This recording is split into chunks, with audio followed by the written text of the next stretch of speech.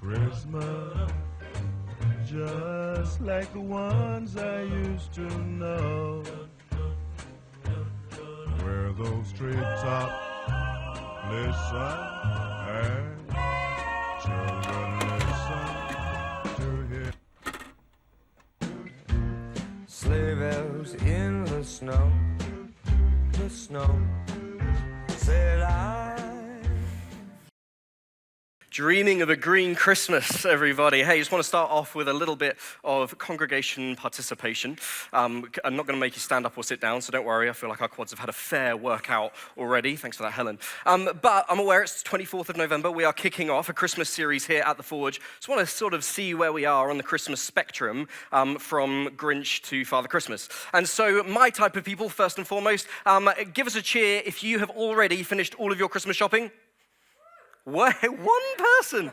Consider yourself the most organized person in the whole of Forge Debenham. That is a definite prize worth getting. And so give us a cheer if you've deliberately already listened to a Christmas song. Yay. A few more people. How about Christmas film? Yay. Die Hard counts.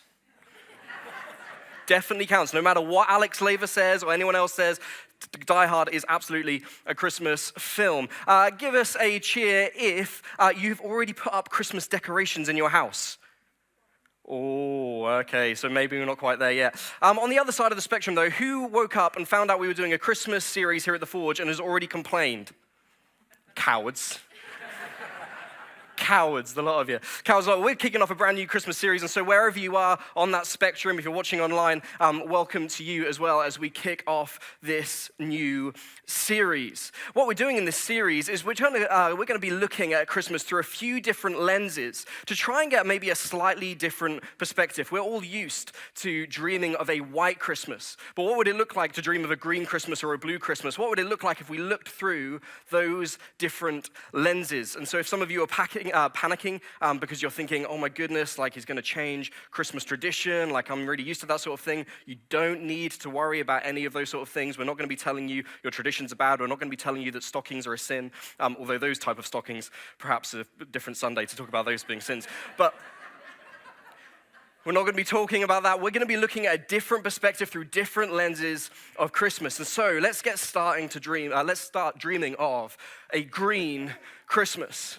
When you think of the color green, normally one of two different areas will start sparking in your imagination. Whilst we probably don't need reminding, Google will probably help us in that if you type it in or confirm it for you. Green often gives ideas, first and foremost, of things like new life. Things like freshness, growth, nature, energy. I mean, when you think about looking at your phone and you look in the top right-hand corner and it's got the little battery symbol. If it's an iPhone, it's normally green. It sort of symbolizes good stuff. When we think of green things, normally our minds go straight to trees and this idea of nature, growth, production, freshness, those sorts of things. On the other side of that, though, there's also another green lens, which we might think of. If we think of somebody as a green person, we might think of them as jealous. We might think of envy. We think of greed, consumption, money, sickness. I mean, think about it. When you look at, even when you look at apps on your phone, the ones around consumption and money saving and coupon vouchers, they're often normally green apps. When you look at the emoji on your phone of somebody throwing up or being ill, they're normally green emojis. When we think of somebody jealous, like a cartoon character getting jealous, they often turn green. We often have these two lenses of how we can see through the green lens, as it were. And I think that's a pretty fair place to start, because when it comes to Christmas, when it comes to life, and even when it comes to faith, which lens do we predominantly find ourselves looking through? Because I would guess, for many of us, it's not the lens in which breeds new life, freshness, growth, nature, energy, all of those good things. For some of us, actually, it's the other lens. How many of us instinctively just get jealous at the other Christmases that other people seem to get? How many of us maybe get envious that they get to get that thing for their kids? I mean, I've been speaking to some parents, and they always talk about how awkward it can be at school when you, with some kids, and you send them to school, and they found out that Father Christmas bought them whatever, and Father Christmas got on, and this sort of brings a greed or an envy around that. How much of Christmas is just seeing how much we can consume, how much we can gain, how much we can get? How many of us feel sick at the idea of having to use the debit card again just when we know it's already not in a place where we want it to be? How many of us get ill at how much we have to do? Often when it comes to looking at Christmas, those things can be the predominant things in which we look through and feel and embrace. For some of us, we'll be thinking, I know somebody like that. For somebody here or people here, we might be thinking, I know that I am somebody just like that. And Helen's going to quickly help me with this, because I think that as we look to, as we look to thinking like that and having that perspective over Christmas, that'll do us, there we are.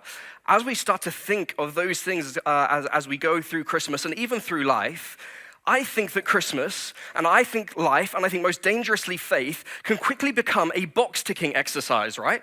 I mean, when we think of, oh man, if Christmas is going to be a success, if things are going to be right, if we're going to be looking like other families and doing things in the way in which we should be doing, if people are going to enjoy themselves, we've got to start ticking the box. We've got to make sure that we get that thing correct. We need to get that thing in order for Christmas to be a success, because every year we have it. We've got to spend this amount on presents, because if we spend this amount on presents, that's going to be a good thing. These people have got to be happy. I've got to write the Christmas cards. I've got to do this. I've got to do this, because that's what everybody seems to do. Tick the box. Tick the box, tick the box, tick the box. And as we look at what other people do and as we look at what we're supposed to be doing, what the adverts tell us, we tick the box, we tick the box. And I think this expands, and this is just a symptom of how we often live our lives. How many of us right now, when it comes to your life, before Christmas and this year, you have felt like life has just become a constant box-ticking event? How many of us do we find that this has just become a box-ticking event? We wake up in the morning, and then we have to try and go for the promotion in the job. We've then got to try and get the best car we can possibly get. We've got to do what everybody else is doing. We've got to have the holiday. We've got to make sure that we do this year. We've got to try and work out what we're going to sacrifice over the weekend in order that we get the stuff done. Box tick, box tick, box tick. Go to bed. Repeat the next day. Box tick. Whatever it is for you, you know that there's just that thing that you just feel like you have to do, and it's draining life and draining energy. Most dangerously, think about when it comes to faith. How many of us as faith become a box-ticking activity? For some of us, we get up on Sundays and we know that we have to go to church. Box tick. We have to go to the midweek group. Box tick. We've got to sign up to a serving team. Box tick. We've got to give. Box tick. Box tick. Box tick. Box tick. Box tick.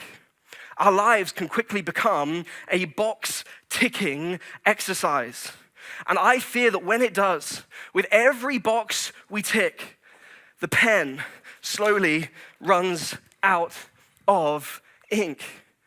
Our lives can become dry. Our lives become stale, boring. Particularly when it comes around faith, we might start to think, okay, well, I'm going to start looking at different people. I'm going to start looking at other churches. And can I say, I don't really blame you initially. Because I would think if that is what life and that is what faith has become for you, something has just got to change. You might think of a time in life where faith was far more than that for you. Life was far more exciting than that for you. And somehow, somewhere, we have got to a box-ticking kind of life, a box-ticking kind of faith, even a box-ticking kind of Christmas.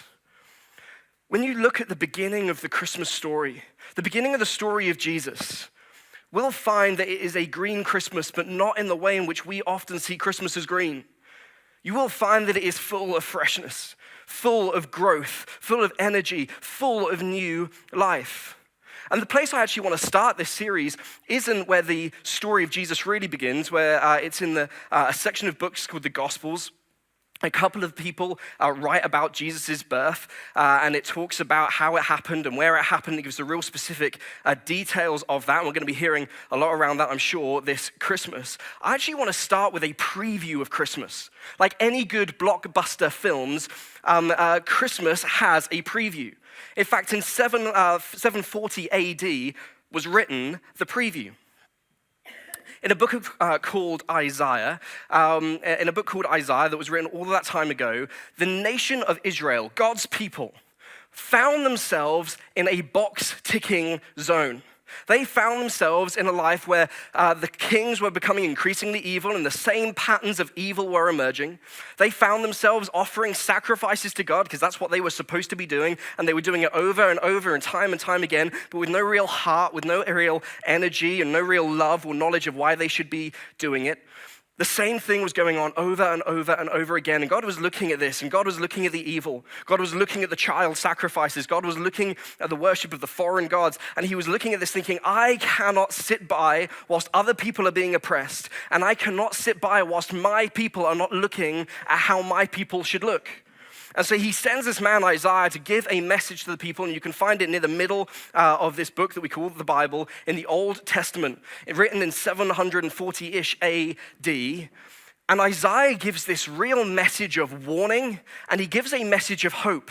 And it's in this message of hope that he almost writes a preview, a prophecy of someone to come, somebody who's going to come and ultimately is going to bring a completely new change to everything that's currently happening. Now just pause for a moment. Maybe you're somebody who's skeptical or know somebody who is skeptical. Just consider for a moment what it would be like if in King Edward I's day in 1280, they wrote a prophecy of someone to come, and they wrote on how they were going to be born, where they were going to be born, how explicitly they were going to die, and what that was going to look like. If they wrote the things in which that person was going to do, what they were going to be known for, the legacy they were going to have one day. And then now it came true, and we saw that exact working out, that fulfilling of prophecy in ways in which they may not have even had full control over. You might look at that prophecy and think, okay, well, there's something going on there, but it's certainly worth making a note of. And that's what we find at the beginning of Isaiah, and let's read it together. Out of the stump of David's family will grow a shoot. Yes, a new branch, a green branch, bearing fruit from the old root. And the Spirit of the Lord will rest on him. Now we know, just pausing for a second, we know that because of other prophecies around Isaiah that we're going to be looking at throughout this series, we know because of what Jesus said, we know because of what happened after Jesus' life, that this is a verse almost saying this is what Jesus is going to be like. This is a passage about who Jesus is. And it says the spirit of wisdom and understanding, the spirit of counsel and might, the spirit of knowledge and the fear of the Lord. And he will delight in obeying the Lord. He will not judge by appearance, nor make a decision based on hearsay. He will give justice to the poor and make fair decisions for the exploited. The earth will shake at the force of his word, and one breath from his mouth will destroy the wicked. He will wear righteousness like a belt and truth like an undergarment. Putting this in perspective, this is not where this nation was at. This is not what this nation looked like. And right at the beginning of the Christmas story, there is a preview to say, hey, listen, one day it's not going to look like this anymore. One day, this routine that you've got yourself in where the same old has happened. The same old things that were once good. Some of these things were once good for us. And I'm not saying that routine is a bad thing. In fact, often routine can bring growth. I just think that when our routines become too routine, the joy and the goodness and the things that we were once supposed to gain from those things often dry up. The pen runs out of ink. We get tired with it. We find ourselves disengaged from those things. And this is where the Israelites were at. And what Isaiah is saying is, no. Before anything else, before he even comes, we need to recognize that when this guy comes, things aren't going to look the same. Something new is going to happen. Let's just look back at right at the very beginning of that verse. Out of the stump of David's family.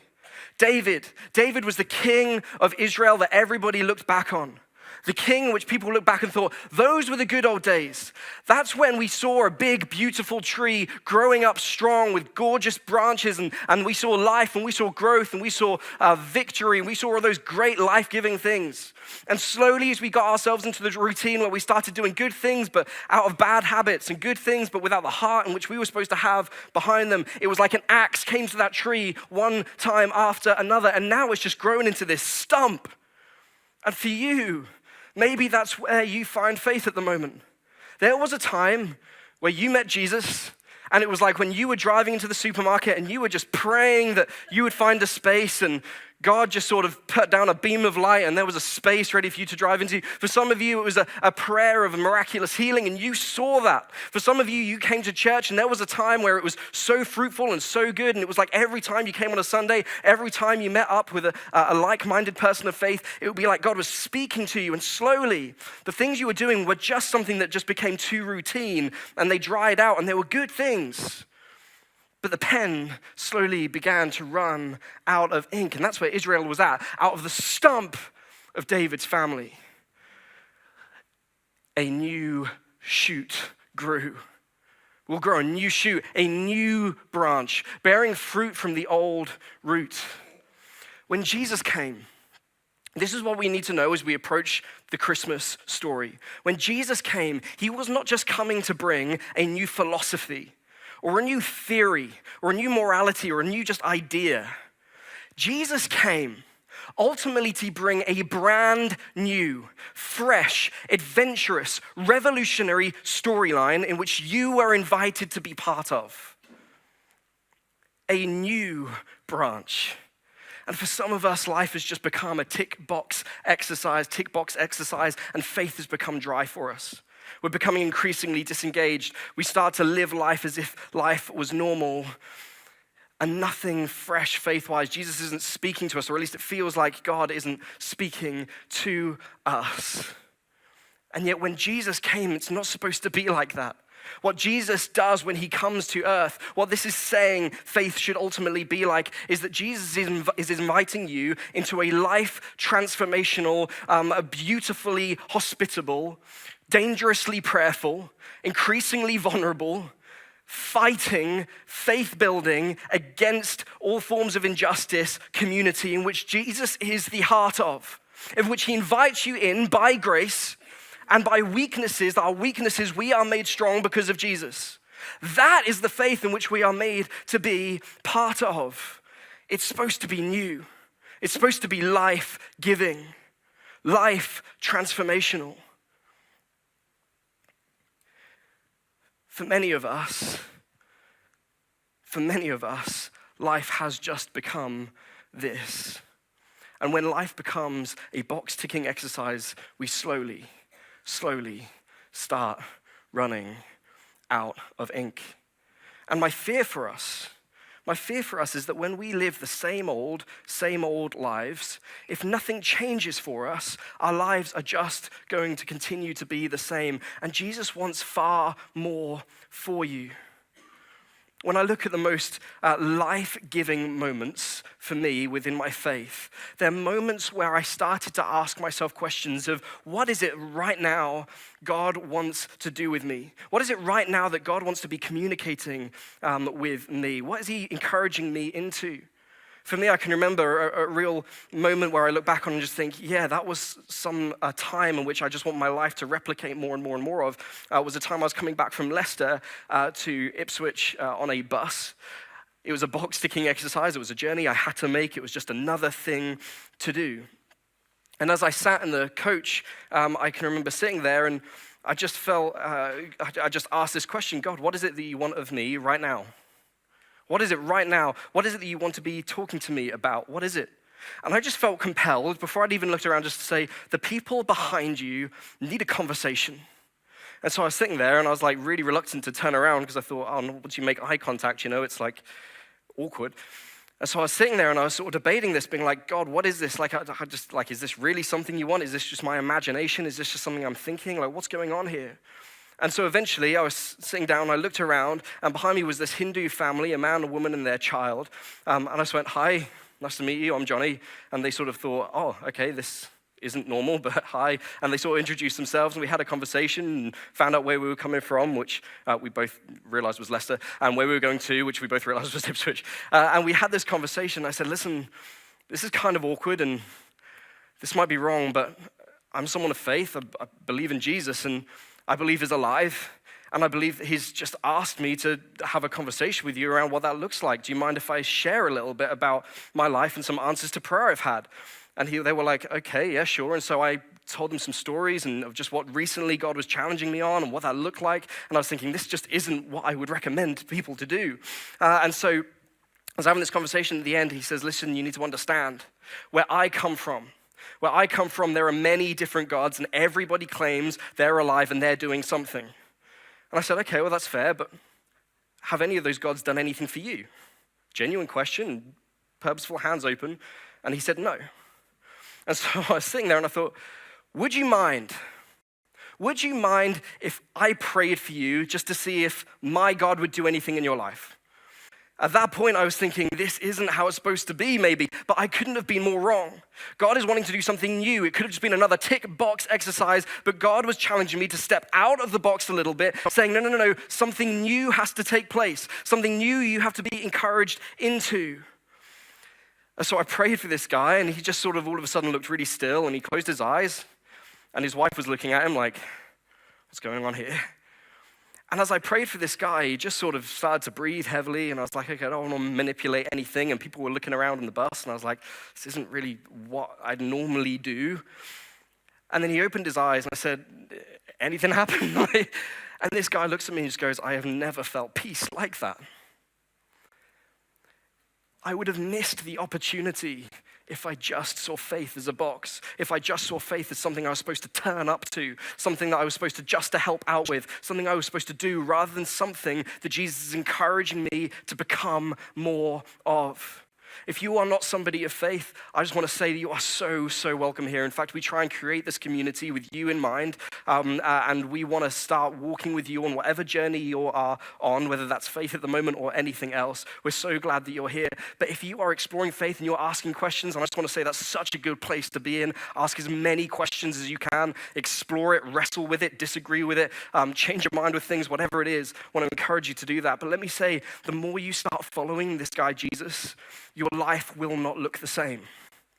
And if you are somebody of faith and you look at your life now and think, my life hasn't really changed that much from what it was, or my life doesn't look all that different from other people I know, maybe God is challenging you.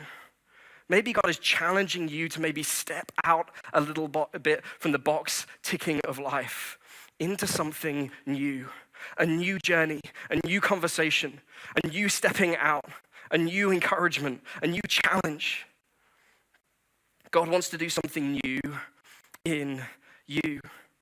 And to start finishing up, as I invite the band back up as well, I want to go through two practical things in which I want to say, wherever you are on faith, you can partake in, which will allow you to start seeing faith as new, which might allow this Christmas to start being a little bit new. And these can apply for life, but I think actually most apply to faith. If you're somebody who's not yet somebody of faith, if you're somebody who's exploring this thing out and thinking, does Christianity even offer anything different? Is it just a morality? Because I've heard a lot of things about church. I've heard a lot of things about Christians. I want to challenge you to ask a question. I want you to commit to asking the question regularly this Christmas, who is Jesus?